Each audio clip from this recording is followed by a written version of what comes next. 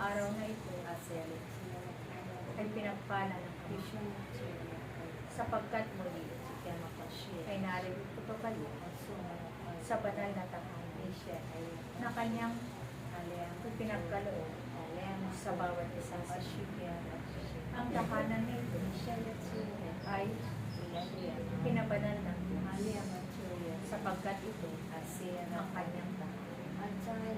Kayong lahat na mga tinawag ng Ama, naway magpatuloy maglingkod sa Kanya hanggang wakas ng imasyon.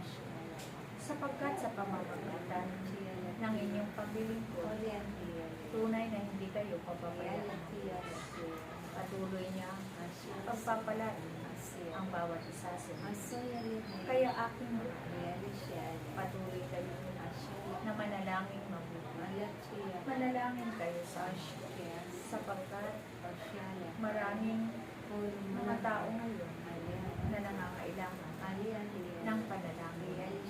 Kaya sa pamamagitan ng bawat isa sa inyo na pinagkatiwalaan ng siya, naway magpatuloy kayo na manalangin siya sa Ama. Tandaan ninyo ang kayo ay hinirang ng Diyos upang kayo ay humayo at ipalagana ang kanyang salita. Kaya huwag kayong mapagod, huwag kayong hihinto sa inyong pananampalataya sa Diyos. Panaligan ninyo at sampalatayanan ninyo ang inyong mga naririnig na mga mensahe ng Diyos sapagkat ang mensahe ng Diyos ito ang magiging gabay nito at patnubay sa inyong mga oras. Kaya nawa aking mga anak naway patuloy na ang binhi na inihasik ng Diyos sa inyong mga puso, nawa ito ay patuloy na lumabuhas upang ang inyong pananampalataya ay hindi matitinag magpakailanman. Kayong lahat na aking mga anak, kayo'y manalangin ng aking banal na Santo Rosario. Ako si Maria ay naririnig kasama ninyo sa pagdarayita ng aking banal na Santo Rosario.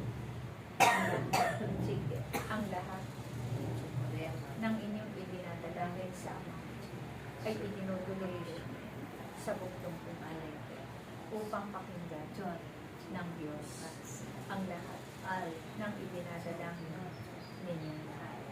Salamat sa inyo.